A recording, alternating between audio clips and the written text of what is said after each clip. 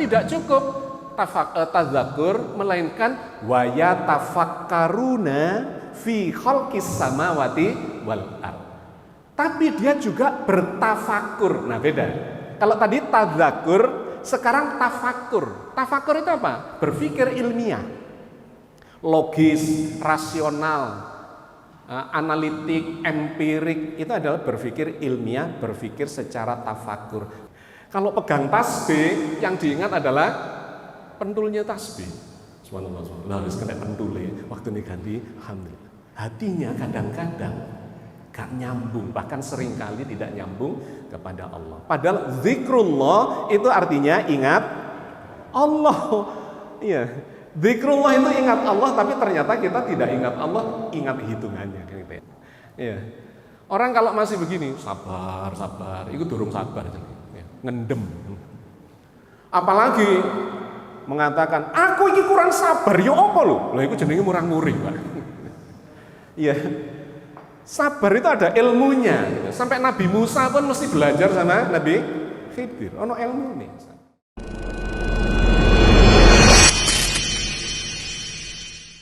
Bismillahirrahmanirrahim. Assalamualaikum warahmatullahi wabarakatuh. Alhamdulillahirabbil alamin wassalatu wassalamu ala nabiyyina Muhammadin wa ala alihi wa ashabihi wa ummatihi ajmain. Qala Allah Ta'ala fi kitabihil karim, a'udzu billahi minasyaitonir rajim, bismillahirrahmanirrahim. Walau syaa rabbuka la amana man fil ardi kulluhum jami'a afa anta tukrihun nasa hatta yakunu mu'minin. Wa ma kana li nafsin an tu'mina illa bi idznillah wa yaj'alu rijsa 'alal ladzina la yaqilun. Shadaqallahul adzim. Bapak dan Ibu sekalian yang saya hormati, para alim ulama, para ustadz-ustadzah yang saya hormati, alhamdulillah pertama kali saya datang di masjid ini. Mudah-mudahan waktu kita beberapa menit ke depan diberi berkah oleh Allah. Nggak sampai 1 jam ternyata waktunya. Padahal kita mau membahas satu masalah yang sangat mendasar dan mendalam di dalam ajaran Islam ini. Topiknya atau temanya adalah beragama dengan akal sehat. Ini adalah buku saya serial yang ke-20 dari 65 judul buku yang sudah saya tulis selama belasan tahun yang terakhir. Buku ini sangat mendasar terkait dengan diskusi di kalangan umat. Sebetulnya beragama ini boleh menggunakan akal ataukah ya sudah ikut saja gitu.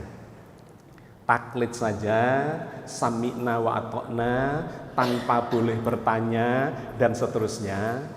Ataukah seperti apa sebetulnya yang diajarkan oleh Al-Quran, oleh agama ini.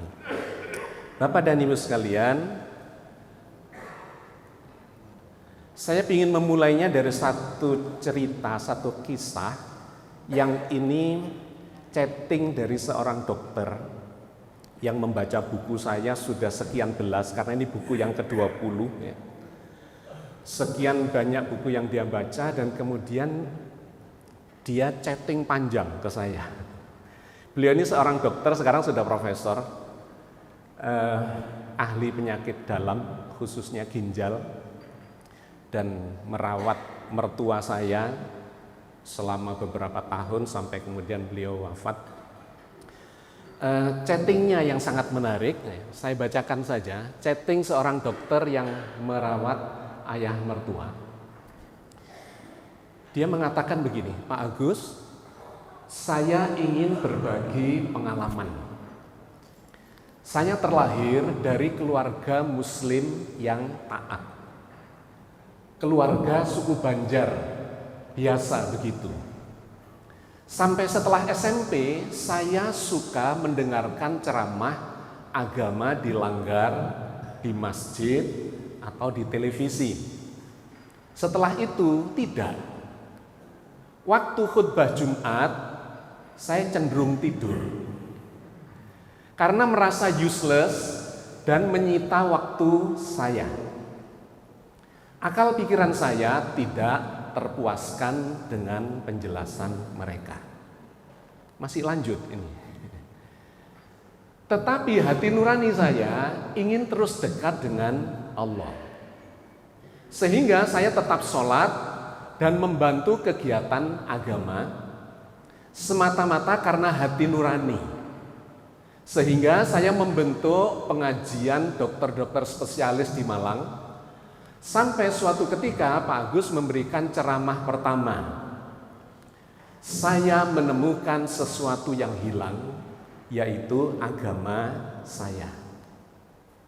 Baru dalam 2 bulan terakhir ini saya punya waktu untuk membaca buku-buku Pak Agus, pemberian mertua Pak Agus almarhum.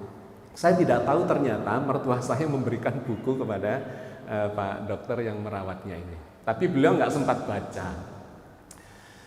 Saya sudah membaca 3 buku dari sekian buku yang diberikan ke beliau. Yang pertama adalah yang berjudul Tahajud Siang Hari, Duhur Malam Hari. Judulnya saja sudah memicu keingintahuan dia. Kok bisa tahajudnya siang hari, duhurnya malah malam hari. Buku yang kedua lebih kontroversial lagi karena judulnya adalah Bersatu dengan Allah. Ki janjane sapa to ya? Murid Syekh Siti Jenar ta. Buku yang ketiga adalah buku yang juga kontroversial dan menantang secara pemikiran. Judulnya Mengubah Takdir. Ya apa bener takdir itu bisa diubah-ubah? Bukankah sudah ditetapkan semuanya dan seterusnya ya? Oke, kita lanjutkan. Luar biasa, kegelisahan intelektual saya terobati. Hati nurani saya terobati dan saya menemukan agama yang hilang selama 25 tahun dalam hidup saya. Terima kasih Anda telah mengubah hidup saya. Anda telah investasi besar kepada saya dan Allah akan membalasnya. Saya duga lebih dari separuh kalangan terpelajar memiliki pengalaman yang sama dengan saya. Hanya penjelasan Anda yang akan mengembalikan mereka dari kesesatan. TRIMS tidak perlu ditanggapi. Profesor Dr. Akma Gunawan, spesialis penyakit dalam, konsultan ginjal dan hipertensi ya. Beliau ngajar di Malang. Ya karena nggak boleh ditanggapi, saya nggak nanggepi. Tapi poin pentingnya menurut dia yang menggetarkan, banyak sekali orang-orang yang educated, yang terpelajar, yang mungkin malah di dunia akademis, itu mengalami kegelisahan yang sama. Bahwa beragama itu selama ini kok sholatnya kok koyo nggak kerasa apa-apa ya. Posone ya wis ngono ae gitu, zakate, hajinya, bahkan saya menulis buku-buku yang lain kemudian yang mengkritisi berbagai kualitas peribadatan kita yang cenderung terjebak pada ritual belaka. Tapi kan rasane. Salat ambil durung salat ya padha ae gitu. Poso ambil poso ya jari Nabi cuma dapat lapar dan dahaga saja. Zikire cuma kejar setoran, subhanallah. Wis 33 waktune ganti alhamdulillah. Alhamdulillah wis 33 waktune ganti Allahu Akbar. Lebih ingat mana? Subhanallahnya apa 33-nya, Bapak Ibu?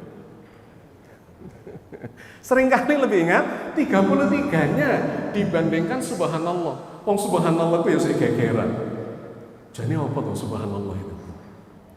Kapan kita mengucapkan subhanallah? Apa pas kagum, atau pas salah, atau pas segala macam. Iku sik durung ngerti. Yang ada di benak kita, pokoknya lek wis 33 waktune ganti alhamdulillah. Ada yang 100 kali, 1000 kali dan seterusnya. Saya bilang itu bukan zikir, Bapak Ibu. itu cuma kejar setoran. Kalau pegang tasbih, yang diingat adalah pentulnya tasbih. Subhanallah, harus kena pentulnya. Waktu ini ganti, alhamdulillah. Hatinya kadang-kadang gak nyambung, bahkan seringkali tidak nyambung kepada Allah. Padahal zikrullah itu artinya ingat Allah. Iya, zikrullah itu ingat Allah, tapi ternyata kita tidak ingat Allah, ingat hitungannya gitu ya. Oke. Bapak dan Ibu sekalian, saya ingin bertanya dulu pada Bapak Ibu terkait dengan keberagamaan kita. Sebetulnya lebih dulu mana antara akal, ilmu, atau iman? Monggo, ada yang punya pendapat? Lebih dulu mana akal, ilmu, dan iman? Iman. Jadi nggak perlu ilmu, nggak perlu akal, iman dulu. Apa bedanya dengan agama lain yang pokoknya nggak boleh bertanya, nggak boleh mempelajari, kudu percaya? Bagaimana kita bisa membedakan bahwa agama ini agama yang benar? Kalau iman itu didahulukan dalam konteks ya, nanti kita luruskan iman yang menurut Al-Quran itu sebenarnya seperti apa? Selama ini iman itu dipercayai sebagai apa? Definisi dari iman itu apa? Sederhana, satu kata saja. Percaya. Ada yang berbeda? Apa iman? Yakin. Bobotnya besar mana antara percaya dengan yakin? Yakin. Keimanan itu keyakinan. Bagaimana Anda bisa yakin kalau Anda tidak paham? Terus, Pak, wis pokoknya yakin lah Pak. Bagus, aku nggak paham loh, kok so yakin. Gimana? Itu namanya diyakin-yakinkan atau dipaksa yakin. Tidak mungkin seseorang itu bisa yakin ketika dia belum paham. Keyakinan yang sesungguhnya hanya bisa diperoleh ketika seseorang paham. Paham itu diperoleh dari mana? Dari belajar. Belajar harus menggunakan akal. Jadi runtut proses yang diajarkan di dalam Al-Quran sesungguhnya adalah akal itu menjadi syarat beragama. Benar nggak? Syarat pertama orang masuk Islam apa? Akil balik. Apa itu akil balik? Akil itu apa? Akal, balik itu sampai. Akalnya sampai. Kalau akalnya nggak sampai, nggak usah menjalankan agama, nggak apa-apa.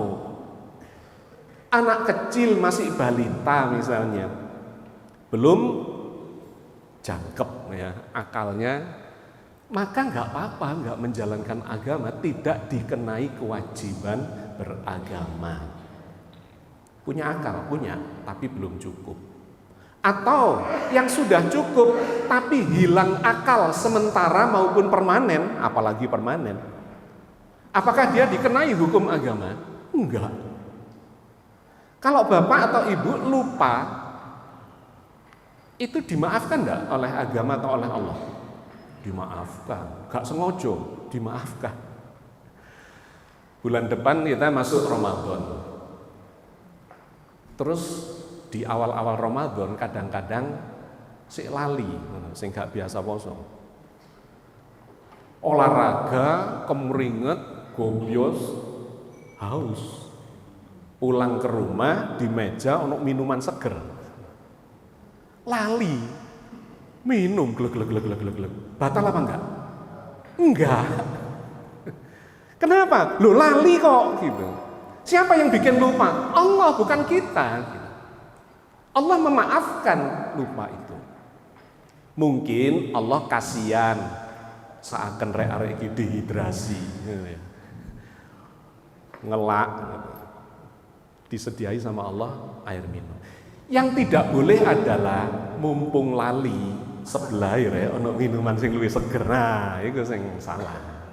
Ya, ngelali jenenge wong Surabaya ngelali. Bangun tidur kesiangan, moro-moro jam 7, ya Allah. Lewat sholat subuh. Anda tetap sholat apa enggak? dia tetap sholat. Astagfirullah, ya Allah, tadi malam nggak bisa tidur segala macam gini, kesiangan. Wudu, sholat. Sing masalah itu kalau besok begitu, lusa begitu, itu sengaja ya.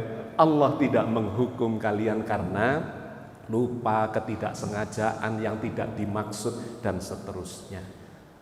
Pingsan, ya, ketiduran, pingsan, koma, mati suri, nyun sewu gendeng, ya gila. Gak jadi subjek agama. Kenapa? Karena agama itu syaratnya adalah akal. Yang tidak punya akal tidak dikenai syarat beragama. Atau tidak dikenai proses beragama. Jadi syarat beragama memang adalah akal nomor satu. Hilang akal tidak dikenai kewajiban beragama. Dan Allah mengatakan wa yaj'alu rijsa 'alal ladzina la ya'qilun. Allah marah kepada orang yang tidak menggunakan akalnya dalam beragama. Dan hanya yang berakal yang bisa mengambil pelajaran. Wa ma yadzakkaru illa ulul albab. Dan tidak bisa mengambil pelajaran dari agama ini kecuali orang-orang yang berakal. Jadi pertanyaannya kembali, mana yang duluan, akal, ilmu, dan iman? Akal nomor satu, proses belajar itu adalah keilmuan, dan buah dari proses belajar dengan keilmuan, faham, yakin, itulah sesungguhnya iman yang sebenar-benarnya. Bukan iman yang dipaksakan. Karena memang di dalam Islam agama ini tidak boleh dipaksakan. Lanjut. Manusia adalah makhluk yang berakal. Sebetulnya akal itu apa? Aqala yaqilu, ya, kata kerjanya. Secara definitif atau secara sederhana, akal itu adalah alat untuk digunakan berpikir, ya, berpikir dengan seluruh potensi kecerdasan untuk memahami segala realitas di sekitarnya. Poin penting dari akal adalah potensi kecerdasan. Yang dengan potensi kecerdasan itu kita bisa memahami segala macam. Diajak ngomong paham, wah kali iki mlaku, gak turu tiba-tiba, gak ngantuk, gak koma gitu ya, sadar. Akal adalah potensi kecerdasan. Poin penting. Nah, kecerdasan itu ada dua dalam pendekatan psikologi modern, yaitu meliputi IQ dan EQ. IQ adalah intellectual quotient, kecerdasan intelektual. EQ adalah emotional quotient, kecerdasan emosi. Di mana bedanya? Intelektual itu terdiri dari logika, rasio, memori, dan analisa. Apa itu logika? Logika adalah runtut berpikir. Jadi ilmu pengetahuan modern, science, itu mengajarkan runtut berpikir supaya kesimpulannya benar. Kalau kita ini berpikir lompat-lompat, 1, 5, 2, 7, 6, ojo-ojo gak sampai 10, lali tujuannya di mana. Tapi kalau kita berpikir runtut, setelah 1, 2, 3, 4, 5, 9, 10, maka kita bisa mengukur dan mengontrol proses berpikir itu secara logis. Jadi logis adalah runtut berpikir. Itu ada ilmunya sendiri, kalau di pesantren disebut ilmu mantik. Atau kalau dalam sains disebut silogisme atau ilmu tentang logika. Penting supaya kesimpulannya benar.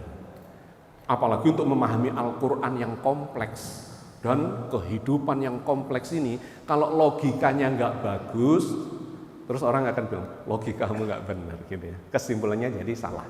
Satu, logika. Yang kedua, rasio. Apa itu rasio? Rasio itu berpikir dengan cara membandingkan. Anda bisa mengatakan ini tinggi karena ada yang pendek. Kalau semuanya tingginya sama, Anda tidak punya perbendaharaan kata, tinggi, pendek, itu enggak punya. Karena ada yang pendek, maka Anda mengatakan ini lebih tinggi. Atau sebaliknya, ini lebih pendek. Karena ada yang di atas, maka Anda tahu ada yang di bawah. Karena ada yang di kiri, maka Anda tahu ada yang di kanan, di muka, belakang, dan seterusnya. Itu adalah berpikir rasional. Ada ukurannya. Dinding sana sampai dinding sana berapa? Kalau jenengan tidak punya ukuran, bingung, ini piro yo? 10 langkah? Enggak, bagi aku 12 langkah. Kan harus bingung.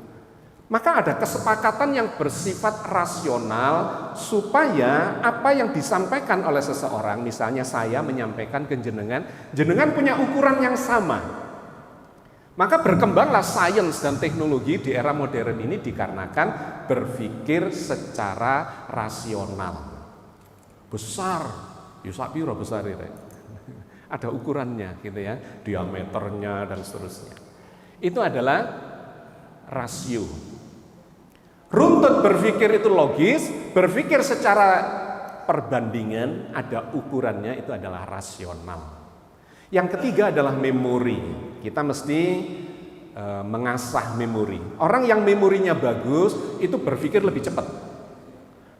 Adik-adik yang ping-pingan ya perkalian hafal di luar kepala, ngerjain soal sudah adik. Ya, tolah-toleh. Sekian kali sekian kuadrat, sekian pangkat 3, sekian faktorial, sekian dan seterusnya gitu ya.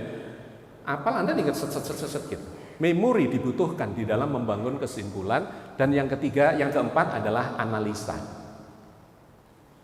Seseorang yang memiliki kemampuan analisa yang bagus, maka dia bisa memadukan logikanya, rasionalitasnya, memorinya. Jadi sebuah bangunan analisa kesimpulannya akan mendekati kebenaran. Oke, mungkin mutlak itu jauh dari manusia ya. Tapi mendekati kebenaran yang hakiki. Itu adalah kecerdasan intelektual. Nah, yang kedua itu berbeda. Kecerdasan emosional. Kecerdasan yang bergantung atau bertumpu pada perasaan, pada emosi ya. Emosi bukan dalam arti sekedar negatif, murang-muring ya, dan bukan. Emosi dalam arti perasaan. Ada penghayatan, ada perasaan, ada empati, ada kesabaran, keikhlasan, kerendah hatian, kasih sayang, dan seterusnya. Kadang-kadang gak logis, gak rasional, tapi seneng ya. Dia bisa tenang, bisa ikhlas. Gimana Anda dalam kondisi yang sangat menekan, semua orang stres, Anda bisa tenang menghadapi masalah. Nah itu lain lagi urusannya. Kadang-kadang gak logis, gak rasional, dianalisa ya ora kena, tetapi dia memiliki kematangan secara emosi. Sabar ya kira. Sabar itu skill Bapak Ibu. Sabar itu bukan teori. Kalau teori mungkin hanya Anda akan mendefinisikan saja. Sabar adalah tidak tergesa-gesa dan tahan uji. Terus ditakoni, wis iso sabar? Durung.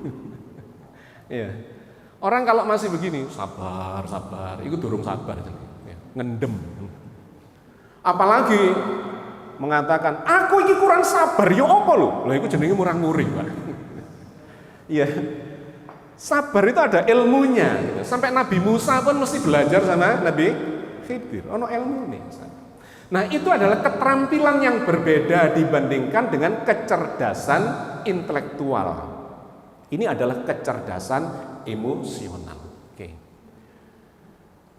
Nah, kita sudah paham sekarang bahwa akal itu didefinisikan sebagai potensi kecerdasan untuk memahami segala realitas yang ada di sekitar kita, baik yang intelektual maupun yang emosional. Nah, itu yang diajarkan Al-Quran, Bapak Ibu. Kita lihat nanti ayat-ayatnya. Oke.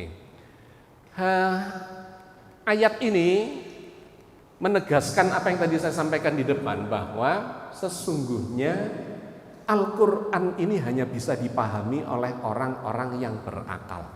Surat Ali Imran ayat 7. Panjang ayatnya, tak baca cepat saja.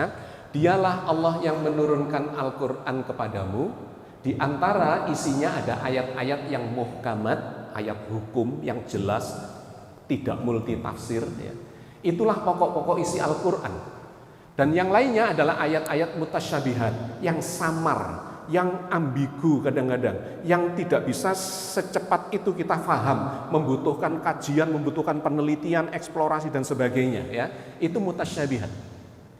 Adapun orang-orang yang dalam hatinya ada niatan condong pada sesuatu yang sesat ya, kesesatan, mereka itu suka mengikuti sebagian ayat-ayat yang mutasyabihat, sehingga jelas, karena memang itu lentur dan luas dan mendalam dan butuh kajian panjang. Nanti saya tunjukkan ayat-ayat mutasyabihat. Kalau ayat-ayat muhkamat itu ayat hukum.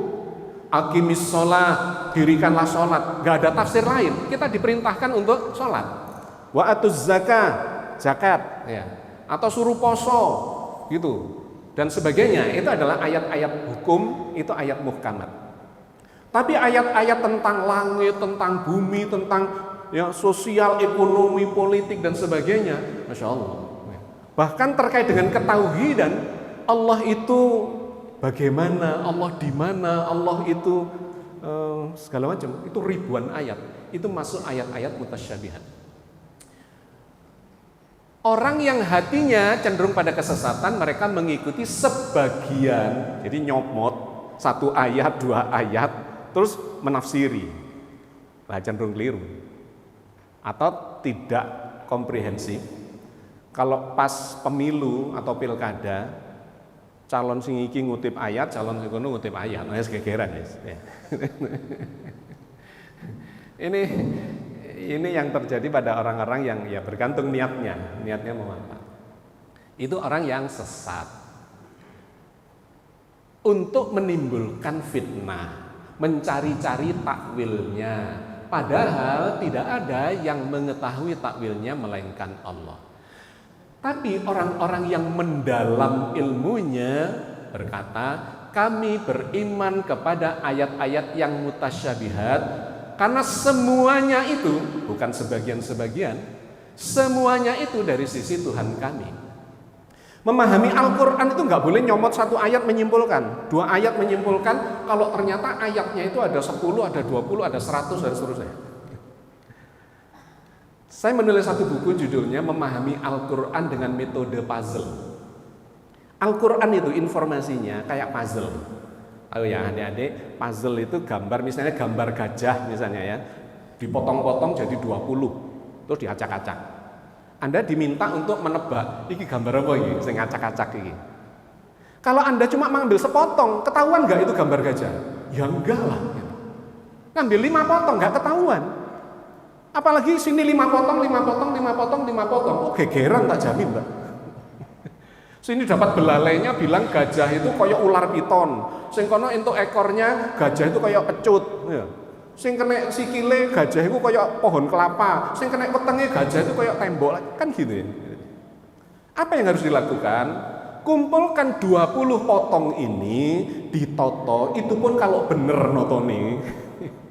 Barulah ketahuan itu gambar gajah. Gitu cara memahami Al-Quran ya. Jadi nggak boleh kemudian titik-titik 1-2 ayat terus menyimpulkan, nggak boleh. Oke. Nah yang menarik penutupnya adalah wa ma yadzakkaru illa ulul albab, dan tidak bisa mengambil pelajaran dari dalam Al-Quran ini kecuali orang-orang yang berakal. Perhatikan struktur kalimatnya. Wa ma yadzakkaru illa ulul albab, dan tidak bisa mengambil pelajaran dari dalam Al-Quran illa kecuali orang yang berakal. Nggak ada peluang lain Bapak Ibu, bahwa Al-Quran harus difahami dengan menggunakan akal. Ya semakin jelas ya bangunan pemahamannya. Oke. Nah di Al-Quran itu disebutkan ada role model. Role model itu contoh keteladanan yang disebut sebagai ulul albab, pemilik kecerdasan yang paripurna gitu ya. Di antaranya di dalam surat Ali Imran ayat 190-191. Inna fi khalqis samawati wal ardi wa ihtilafil laili wan nahari la ayatil liulil albab alladzina yadhkurunallaha qiyaman wa qu'udan wa ala junubihim wa yatafakkaruna fi khalqis samawati wal ardi Rabbana ma khalaqta hadza batila subhanaka faqina adzabannar. Ayat ini sangat mendalam dan Rasulullah menangis semalaman menerima ayat ini. Cuma panjang kalau kita masuk ke cerita itu. Di ayat lain Nabi tidak menangis sehebat ketika menerima ayat ini. Loh, isinya janjane apa? Apakah menegur, mengancam dan seterusnya? Enggak. Ayat ilmu pengetahuan, Bapak Ibu. Sesungguhnya dalam penciptaan langit dan bumi dan silih bergantinya malam dan siang hari terdapat tanda-tanda bagi orang-orang yang berakal. Tanda-tanda, pelajaran, hikmah yang butuh dieksplorasi, ditadaburi. Bagi siapa? Bagi orang yang berakal. Terus didefinisikan siapa itu orang yang berakal? Alladzina yadullaha qiyaman wa qu'udan wa ala junubihim wa yatafakkaruna fi khalqis samawati wal ard. Ya, saya hentikan sampai di situ. Alladzina yadhkurunallaha qiyaman wa qu'udan wa ala junubihim. Yaitu orang-orang yang yadhkurunallah. Kata dzakaro ya. Kemudian menjadi zikrullah itu didefinisikan sebagai ingat, mengingat Allah. Sebetulnya maknanya sangat mendalam. Mengingat itu sebetulnya tidak berpikir logis. Betul enggak? Juga tidak berpikir rasional. Tidak melakukan analisa apa-apa. Moro-moro ingat ngono. Kalau mekanismenya di otak kita yang muncul itu gambar. Jadi misalnya pagi-pagi jenengan ditanya, Pak, Bu, sarapan apa? Soto, misalnya. Itu nggak ono analisane, nggak ada logika, nggak ada. Tiba-tiba muncul aja gambar soto di piring terus gitu. Atau pecel atau. Jadi di dalam Al-Quran kata zikir, zikrullah itu bukan proses berpikir, tapi proses emosional, proses merasakan. Maka dengan Allah, berinteraksi dengan Allah itu memang kata Nabi tidak melalui pikiran, tetapi melalui penghayatan, merasakan kehadiran Allah. Apakah itu termasuk dalam akal? Iya, karena akal tadi ada dua, akal intelektual sama akal emosional. Ada orang yang hatinya halus, kecerdasan intelektualnya tidak terlalu tinggi, tapi tajam untuk menangkap realitas kebenaran. Iki mari ono kecelakaan, misalnya gitu ya. Tajam, lu deh nggak logis, nggak rasional. Gimana nggak ada apa-apa kok Anda bilang ada kecelakaan? Lu tiba-tiba kecelakaan tenan. Itu mekanisme yang berbeda, ya, melalui pendekatan yang bawah sadar atau kepada pendekatan emosional. Saya menulis buku judulnya Energi Zikir Alam Bawah Sadar. Zikrullah itu sebenarnya mekanismenya ada di bawah sadar. Kalau dalam Islam disebut khusyuk. Ya, khusyuk itu kalau di ilmu kedokteran jiwa atau psikologi berada bukan di beta, otak gelombang otaknya, tapi di alfa theta ya. Jadi tenang, rileks, klik masuk ke khusyuk. Tapi kalau jenengan tergesa-gesa, kemerungsung, wedi, gelisah dan itu nggak bisa khusyuk. Allah bersama dengan orang yang khusyuk, bersama dengan orang yang sabar. Ya itu oke, kajian yang berbeda, nanti terlalu jauh. Tapi poin yang ingin saya sampaikan adalah orang yang disebut ulul albab yang jadikan role model di dalam Al-Quran, satu adalah orang yang melakukan tadzakkur. Yadhkurunallaha dalam keadaan berdiri, ingat Allah. Duduk, ingat Allah. Berbaring, ingat Allah. Itu adalah simbol dari segala aktivitas apapun. Dia tidak pernah lupa merasakan hadirnya Allah. Wah, ini jeru, Pak. Satu ya. Yang kedua, tidak cukup tadzakur, melainkan wa yatafakkaruna fi khalqis samawati wal ard. Tapi dia juga bertafakur. Nah, beda. Kalau tadi tadzakur, sekarang tafakur. Tafakur itu apa? Berpikir ilmiah, logis, rasional, analitik, empirik. Itu adalah berpikir ilmiah, berpikir secara tafakur. Terhadap apa? Wa yatafakkaruna fi khalqis samawati wal ardi. Terhadap ciptaan Allah di langit maupun di bumi. Jadi kalau terkait dengan ciptaan Allah, maka kita melakukan tafakur. Tapi terkait interaksi dengan Allah, kita melakukan tadzakur. Yang paripurna adalah orang yang bisa memadukan antara tadzakur dengan tafakur. Nah, kalau itu terjadi, maka lanjutan dari ayat ini adalah Rabbana ma khalaqta hadza batila. Ya Allah, ternyata enggak sia-sia semua yang Engkau ciptakan ini. Kalau orang bisa mengatakan enggak sia-sia, orang itu orang yang faham apa orang yang enggak faham? Orang yang faham lah gitu. Udara ini enggak sia-sia. Paham banget berarti dia tentang atmosfer.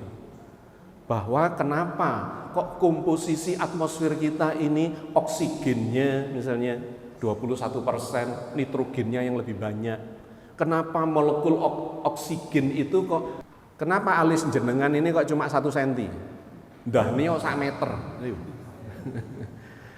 Di mana Anda bisa mempelajari? Di ilmu genetika. Bahwa seluruh yang ada di tubuh kita ini diproses, dikendalikan oleh untai genetika, DNA di dalam inti sel kita. Ada 3 miliar perintah lebih di sana. Rambutnya keriting yo, ireng, berombak, lurus, meripati biru, kupingnya cilik ojo gede kok dikira gajah, tangannya loro ae ojo 8. Hidungnya menghadap ke bawah, jangan ke atas, nanti udan repot. Nah, gitu ya. Semua itu dikontrol oleh yang namanya genetika di dalam tubuh kita. Kalau itu perintahnya meleset, murat marit tubuh jenengan. Orang yang menguasai, memahami, bertafakur dalam ilmu biomolekuler misalnya, dan hatinya terisi menghadirkan Allah, maka dia akan mengatakan Rabbana ma khalaqta hadza batila. Ya Allah, ya Tuhan kami, gak ada yang sia-sia ternyata semua ini. Jadi kesimpulan itu muncul dari proses. Seseorang bisa mengatakan berzikir Rabbana gitu ya, ma khalaqta hadza batila, ya Allah ya Tuhan kami. Bisa berzikir itu karena ada proses. Prosesnya apa? Usaha tadzakur, menghadirkan Allah, dan yang kedua usaha tafakur, berpikir secara ilmiah. Itu yang diajarkan oleh Al-Quran ya. Maka peliharalah kami dari siksa api neraka. Oke. Ini contoh saja dari banyak sekali ayat di dalam Al-Quran yang menggambarkan tentang langit, tentang bumi ya. Itu matahari yang nanti terbit, syuruk. Ini bumi kita. Di sana ada planet Merkurius, Venus nggak diperlihatkan. Ini bumi kita, di mana di sini dikitari oleh bulan, satelitnya bumi. Ini bulan yang bikin masalah menjelang Ramadan atau Lebaran nanti. Ini planet keempatnya Mars. Kemudian ada Jupiter, Saturnus, Uranus, Neptunus. Dulu ada namanya Pluto, sudah dianulir, nggak jadi planet karena terlalu kecil, dianggap di luar keluarga planet ya, atau dianggap planet kerdil. Bapak dan Ibu sekalian, kalau kita melihat angkasa luar ini, maka kita akan mendapatkan nanti ujung-ujungnya itu kepada zikrullah yang bermakna. Ya. Ini matahari ini, makin lama makin nggak kelihatan. Kecil, dan kemudian kita sebut sebagai bintang. Jadi bintang yang kita lihat itu sesungguhnya adalah matahari. Lupa kok kecil ya saking jauhnya. Ini juga matahari kembar namanya Alpha Centauri. Jaraknya 40 triliun kilometer dari bumi. Matahari kembar. Nah, semakin kameranya menjauh, maka kita akan melihat ruangan langit itu menjadi semakin luas. Ini ada bintik-bintik, ini matahari. Ternyata matahari itu banyak sekali. Jumlahnya miliaran, bahkan triliunan matahari. Salah satunya punya kita, ya matahari kita itu. Matahari itu bergerombol-gerombol. Gerombolan matahari disebut gugusan matahari atau gugusan bintang.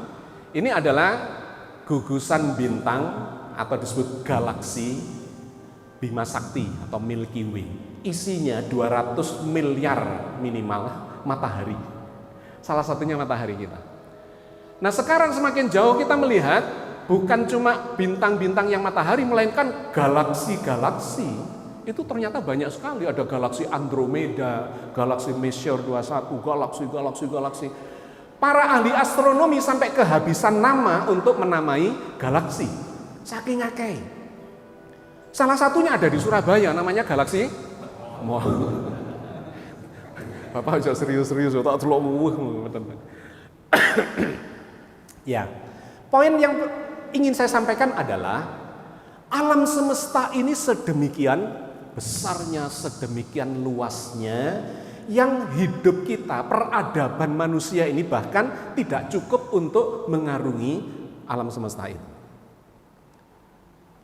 Tadi bintang kembar yang saya sebut Alpha Centauri tadi, jaraknya 40 triliun kilometer.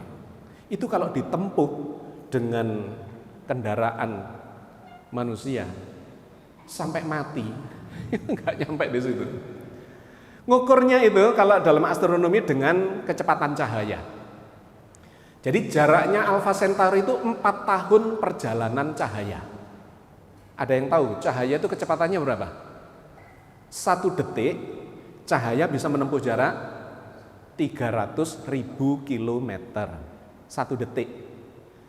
Jakarta, Banyuwangi itu kira-kira 1000 ya, Anyar Panarukan. Ujung Pulau Jawa barat sampai timur itu kira-kira 1000 kilo. Kalau ada cahaya ditembakkan dari Jakarta ke Banyuwangi, di Banyuwangi dikasih cermin supaya mantul ke Jakarta, dikasih cermin lagi supaya mantul bolak-balik. Cahaya itu 1 detik bisa bolak-balik berapa kali? 300 kali. Tek, rrrt. Karena kecepatannya 1 detiknya 300.000 km. Keliling bumi, cahaya itu cuma 1 detiknya bisa menempuh 4,5 kali. Karena keliling bumi itu sekitar 40.000 km. Dibagi kecepatannya 300.000 kan, dibagi 40. Ya kira-kira 7,5 kali. Tek, wet, 7,5 kali. Kemarin saya bercerita ini diundang di Darul Ulum Jombang tentang Isra Mi'raj ya, 2 hari yang lalu kita Isra Mi'raj. Bagaimana ilmu pengetahuan menceritakan tentang itu, peristiwa itu sangat dimungkinkan secara ilmiah ya. Bapak dan Ibu sekalian, ketika kita belajar alam semesta, maka tafakur kita tentang alam semesta akan mengimbas kepada tadzakur kita. Allahu Akbar. Masya Allah besarnya ya alam semesta, apalagi yang menciptakan.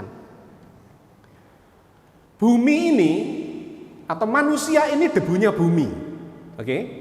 Karena isinya 8 miliar sih longgar. Manusia debunya bumi, bumi itu debunya tata surya. Tata surya debunya galaksi Bima Sakti, karena Bima Sakti itu isinya minimal 200 miliar matahari. Nah, ternyata galaksi bukan benda besar di alam semesta, atau ada yang lebih besar lagi, yaitu gerombolan galaksi. Namanya super cluster. Isinya kira-kira 100 miliar galaksi. Super cluster. Itu benda atau gerombolan benda yang diketahui sampai saat ini. Alam semesta di mana batasnya? Gak diketahui.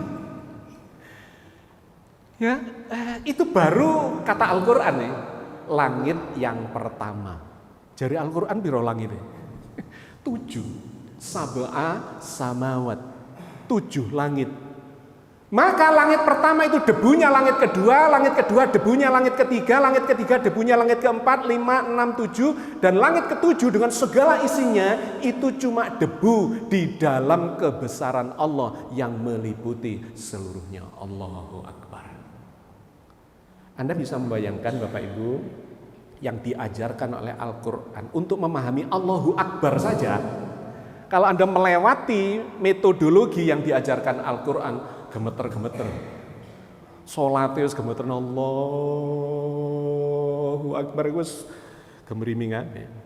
Durung maca subhanallah, durung maca alhamdulillah, durung maca astagfirullah, masyaallah. Ya. Oke, itu ketika kita menggunakan akal kita. Ya, ini saya lewati. Saya sedang nulis buku tafsir per juz, ini sudah selesai 3 juz ya. Namanya Tafsir Ulul Albab. Jadi kenapa saya tunjukkan? Karena saya menggunakan ulul albab, istilah ulul albab yang memang dicontohkan di dalam Al-Quran. Isinya itu kajian scientific. Misalnya di sini saya contohkan, ini saya waktu berada di Mesir, saya menelusuri jejaknya Nabi Musa dan Fir'aun selama sebulan. Dulu dimuat di Jawa Pos dan kemudian saya tulis jadi buku Ekspedisi Sungai Nil. Nah, salah satunya yang diceritakan di juz pertama ya. Ini adalah uyun Musa, mata air Musa yang Nabi nyebrang terus mukul jeder memancar air, ada 12. Itu semuanya masih ada di sana. Yang tadi itu adalah tempat penyeberangannya. Nah, ini adalah Gunung Sinai. Saya naik sampai ketinggian hampir 3000 meter dari Sin Catherine ya ke Gunung Sinai, di mana Nabi Musa itu pernah bermunajat kepada Allah, berdoa, ingin melihat Allah dan kemudian pingsan dan seterusnya ya. Itu ada jejak-jejaknya semua di sana. Nah, yang menarik yang kemudian saya analisa lebih jauh itu tempat penyeberangannya Nabi Musa. Bagaimana ceritanya secara ilmiah ya, dimungkinkan Nabi Musa membawa Bani Israel menyeberang Selat Laut Merah itu bisa sampai di seberang, tapi wayai Fir'aun dan pasukannya kemudian digulung oleh air laut. Saya coba teliti secara literatur, ternyata kawasan ini itu kawasan gempa. Jadi di situ itu pertemuan lempeng tektonik antara lempeng Afrika dengan Arabia ya, dan beberapa lempeng di situ yang dia ini tidak stabil. Seperti Indonesia, megatrust mungkin Anda mengikuti ya. Ada lempeng Indo-Australia sama Euro-Asia. Itu Indonesia ini ada di situ. Makanya sering gempa dan ini ke depan akan dimungkinkan gempa besar. Nah, di sini ada data antara tahun 70-an sampai tahun 2000-an terjadi 27.000 gempa. 27.000 gempa kecil-kecil sampai yang besar. Itu kalau ditarik ke masa lalu, ternyata memang ini daerah yang tidak stabil.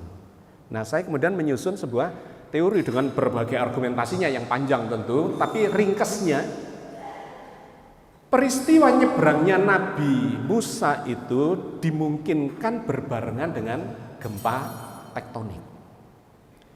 Ketika Nabi Musa dikejar, ya, Bani Israel dikejar oleh Fir'aun, itu diceritakan di Al-Quran menarik. Berangkatnya malam hari, sampainya pagi hari sebelum matahari terbit. Dihitung kira-kira 10 jam. Membawa ribuan orang jalan kaki, kecepatannya berapa, sampai di pantai yang mana gitu. Itu bisa dikalkulasi, bisa dihitung. Jadi dimungkinkan beliau itu berada di dekat terusan Suez itu. Yang sekarang terusan Suez itu. Nah, ketika itu ketemu, kemudian yang kedua adalah bagaimana mekanismenya. Pada waktu itu Nabi Musa diperintahkan memukulkan tongkatnya ke pantai itu. Dipukul lah, jeder. Bayangan saya bergetar patah gitu di bawah itu. Jeglek tektoniknya memunculkan mekanisme tsunami. Jadi ketika ini terjadi patahan di laut atau di pantai, maka air itu akan masuk ke patahan itu. Bergantung seberapa besar patahannya. Kalau besar sekali ya nanti ini tenggelam dulu bisa 1 jam baru ini. Tapi kalau tidak terlalu ini ya bisa cuma 20 menit, 30 menit atau bisa 3 jam dan seterusnya. Dipukul jeder, airnya surut. Nabi Musa dan Bani Israel bisa melintasi situ. Lho wayahe Fir'aun teko ambek ini. Banyune muntah digulung dia sehingga tenggelam. itu adalah pendekatan analisa secara saintifik yang dimungkinkan berdasar data-data. Ya, jadi maksud saya kita di era modern ini mesti melakukan tafsir-tafsir yang logis, yang rasional, yang analitik, yang berbasis pada data, ya empirik dan seterusnya. Itu lebih bisa diterima oleh terutama kalangan-kalangan muda. Sing saiki bandingannya karo artificial intelligence. Kalau jenengan ngajari agama cuma pokoknya gini wis engko lek anu surga neraka, wah kurang melekat pada anak-anak muda sekarang. Banyak yang jadi agnostik, gak peduli pada agama, gak percaya. Banyak yang jadi ateis dan seterusnya. Oke. Nah ini yang kemarin Isra Mi'raj di Darul Ulum. Oke, jadi bagian-bagian akhir Bapak Ibu, saya memang ini masalahnya terbatas ya sampai di 5:30 ya. Atau boleh dilanjutin sedikit? Oke, ya supaya Anda dapat bangunan utuhnya. Oke.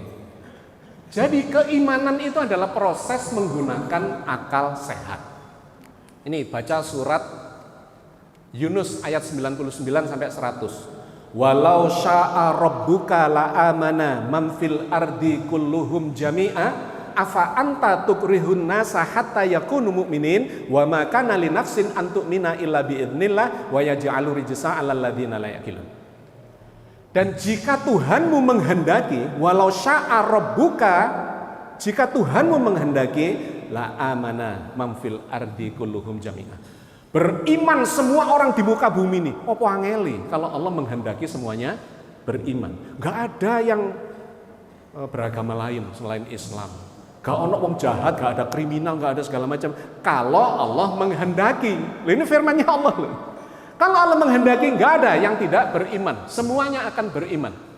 Afa anta tukrihun nasa hatta yakunu mu'minin. Apa kalian mau memaksa manusia untuk beriman semuanya? Loh Allah gak maksa kok. Kok kita mau maksa-maksa orang supaya beragama menjalankan? Weh sholat toh, wes diancam segala macam. Alah sholat tapi hati ini gak sholat. Poso ya kan awas, poso gak tak pek mantu. Yo dia poso, terima wedi gak dipek mantu. Bukan itu beragama. Beragama masuk kepada hakikat ya, pemahaman yang akan memunculkan kualitas keimanan. Apa kalian mau memaksa manusia supaya mereka menjadi orang beriman semuanya? Tidak ada seorang pun beriman kecuali dengan izin Allah, dan Allah menimpakan kemurkaan kepada orang yang tidak mempergunakan akalnya. Wa yaj'alu rijsa 'alal ladzina la yaqilun. Allah marah kepada orang yang tidak menggunakan akalnya dalam beragama. Norok buntek, taklid buta, swarga nunut neraka katut. Enggak ada di dalam ajaran Al-Qur'an itu. Lek tepak swargane nunut alhamdulillah, lek neraka katut ya Bu. Ya, masing-masing diri itu harus benar-benar paham. Karena pertanggungjawaban itu sendiri-sendiri, Bapak Ibu.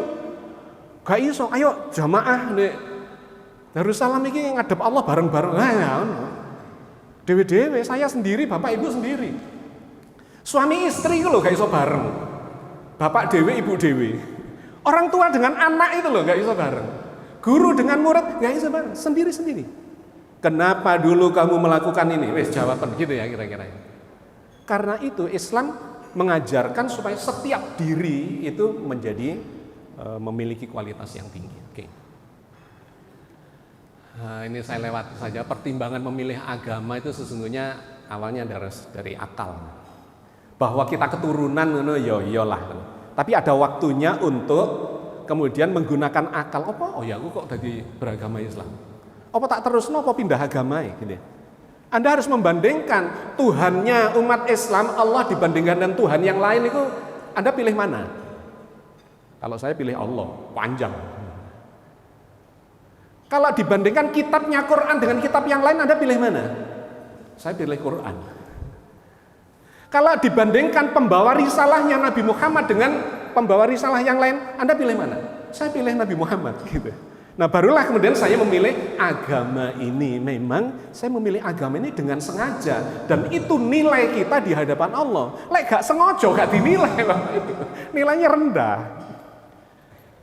Ya, jadi nilai kita di hadapan Allah adalah usaha kita, bukan kebetulan, bukan sing gak sengojo, pemane lali-lali, tapi bener. Bukan. Yang dinilai adalah usaha kita. Oke. Nah, ini bagian akhir ya di sini. Jumlah ayat Al-Qur'an berapa? 6.236 ayat. Ono sing ngomong 6.666 ayat, hoax. 6.236 ayat. Monggo nanti jenengan jumlah Al-Fatihah ya, berapa, Al-Baqarah ya 7 tambah 286 tambah 200 dan seterusnya sampai An-Nas, ketemunya nanti 6.236 ayat. Yang menarik adalah hierarkinya.